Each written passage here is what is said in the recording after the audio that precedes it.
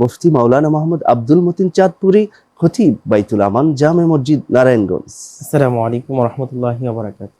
ওয়ালাইকুম আসসালাম রাহমাতুল্লাহ। কেমন আছেন? আলহামদুলিল্লাহ ভালো আছি। আপনি কেমন আছেন? আল্লাহর অশেষ রহমতে অনেক ভালো আছি। যে আজ আলোচনা বিষয় নির্ধারণ করেছি মদিনা শরীফের ফজিলত, কারণ মদিনা এটা মুমিনের একটা অন্যতম খোরাকের জায়গা। মদিনা মদিনা, জি মাশাআল্লাহ। এই মদিনা সম্পর্কে আমরা জানতে চাইব। শুরুতে আমি শেখ আব্দুল মতিন চাঁদপুরি সাহেবের কাছে মদিনার যে নামকরণ, মদিনা সম্পর্কে আপনি আমাদেরকে জানাবেন। আল্লাহ রাসূল সাল্লাল্লাহু আলাইহি সাল্লাম মুসলিম শরীফের হাদিস শরীফের মধ্যে বলেছেন, ইন্না ইব্রাহিমা হাররামা মাক্কাতা ওয়া ইন্নী হাররামতু মাদিনাতা। আল্লাহ রাসূল সাল্লাল্লাহু আলাইহি সাল্লাম বলেছেন, ইব্রাহিম আলাইহিস সালাতু ওয়াস সালাম মক্কা নগরীকে হারাম বলে ঘোষণা করেছেন, তেমনি ভাবে আমি রাহমাতাল লিল আলামিন মদিনা শরীফকেও হারাম বলে ঘোষণা করেছি। সুবহানাল্লাহ। এর মানে হলো আল্লাহ রাসূল সাল্লাল্লাহু আলাইহি সাল্লাম যেই পবিত্র মদিনা মুনাওয়ারা, এটা এমন একটি বরকতপূর্ণ জায়গা, এমন একটি রহমত এবং বরকতের জায়গা, যেই জায়গাটার মধ্যে আল্লাহ রাসূল সাল্লাল্লাহু আলাইহি সাল্লাম বলেন, পৃথিবীর সকল জায়গার মধ্যে মহামারী আসতে পারে, পৃথিবীর সব জায়গার মধ্যে দাজ্জাল তার যে প্রভাব রয়েছে সেটা সে বিস্তার ঘটাবে, কিন্তু মদিনা মুনাওয়ারা এমন একটি বরকতপূর্ণ জায়গা, যেই জায়গার মধ্যে কখনো দাজ্জাল প্রবেশ করতে পারবে না। এমন একটি বরকতময় জায়গা, যে জায়গার মধ্যে কখনো মহামারী আসবে না। ওই জায়গাটা আল্লাহ পাক রব্বুল আলামিন 24 ঘন্টা জান্নাতি ফেরেশতা দ্বারা বেষ্টন করে রেখেছেন। সুবহানাল্লাহ। যে আপনি বলছেন চমৎকার। আমি মদিনা যে আমরা আসলে আগে ছিল না, আগে ছিল ইয়াসরিব। রাসূল কারীম সাল্লাল্লাহু আলাইহি ওয়াসাল্লাম মক্কা থেকে যখন সেই ইয়াসরিবে যখন হিজরত করেন, তারপরে এই শহরের নাম মদিনা মানে শহর, তখন এটা মদিনাতুল মুনাওয়ারা হয়ে যায়। আল্লাহর নূরুন নবী সাল্লাল্লাহু আলাইহি সাল্লামের আগমনের কারণে ওই শহরটা হয়ে গেল মদিনাতুল মুনাওয়ারা। যে চমৎকার বলছিলেন। যে শেখ আপনার কাছে আসতে চাই যে মদিনাতুল মুনাওয়ারা, এই মদিনাতুল মুনাওয়ারার কি ফজিলত আছে কোরআন এবং সুন্নাহ?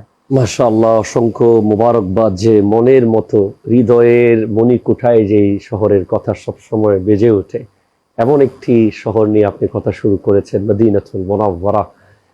কোরআন কারীম যদি আমরা দেখি, রব্বুল আলামিন ইরশাদ করতে লাগলেন, ওয়ালাউ আন্নাহুম ইয যালামু আনফুসাহুম জাউকা, যখন তোমরা নিজের অন্তরের সাথে জুলুম করবে, নিজের উপর তোমরা গুনায় নিমজ্জিত হবে।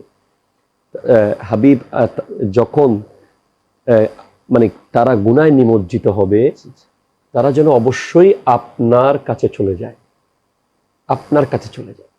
মানে আমরা যখন, এটা এই আয়াত দ্বারা বোঝানো হচ্ছে যে আমরা যখন প্রচন্ড গুনায় নিমজ্জিত হব, আমরা অন্তরের সাথে যখন জুলুম করব আত্মার সাথে, তখন আমরা যেন গুনাহ মাপ চাওয়ার জন্য নবীজির কাছে তথা মদিনায় চলে যাই। সুবহানাল্লাহ। তো মদিনায় যাওয়ার কারণ কি?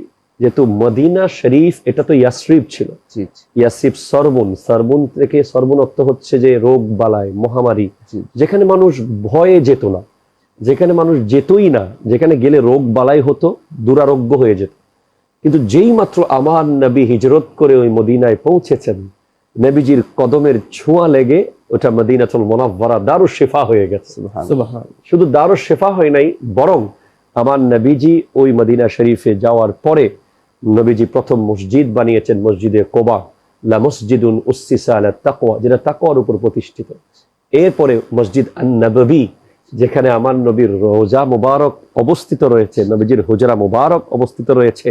ওই মদিনা মুনাওয়ারায় কেউ যদি যায়, আমার নবী ওই ব্যক্তির জন্য যদি আল্লাহর দরবারে সুপারিশ করে, আল্লাহ তাআলা অবশ্যই লাওয়াজাদুল্লাহ তাওয়াবার রহিমা, অবশ্যই আল্লাহকে গুনাহ মাফকারী হিসেবে পাওয়া যাবে।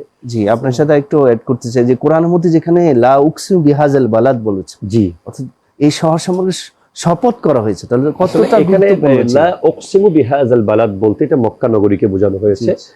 ওয়া আনতা হিল্লুম বিহাযাল বালাদ, ওই শহরে আপনি নবীর আগমন হয়েছে। মক্কা নগরীর কসম আল্লাহ করেছেন, কাবা ঘর ছিল সেজন্য নয়, সাফা মারওয়ার জন্য নয়, আবে জমজমের জন্য নয়, বরং মক্কা নগরীর কসম আল্লাহ করেছেন, শপথ আল্লাহ করেছেন, যেহেতু আমার নবী ওখানে জন্মগ্রহণ করেছেন, নবীজির আগমন সেখানে হয়েছে।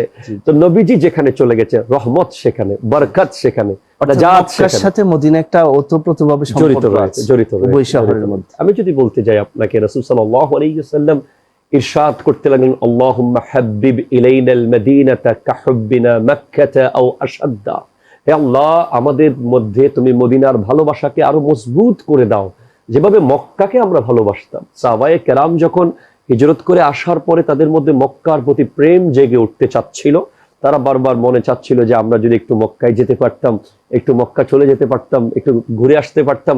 তখন আমার নবী দোয়া করেছেন, আল্লাহ তুমি মদিনার প্রেম সাহাবার মধ্যে এমন ভাবে প্রবেশ করিয়ে দাও, এত মজবুত ভাবে আমাদের মধ্যে মদিনার প্রেম ঢুকিয়ে দাও, যেটা মক্কার চেয়ে আরো বেশি হবে। জি, চমৎকার আলোচনা করছেন। ইনশাল্লাহ আবারও আপনার কাছে শুনবো মদিনার প্রেম নিয়ে। জি ইনশাআল্লাহ। সুপ্রিয় দর্শক, আপনারা দেখছিলেন ভাইয়া হোটেলস প্রেজেন্স আলোকিত পথ, powered by 88 tiles, co sponsor হিসেবে সলবে।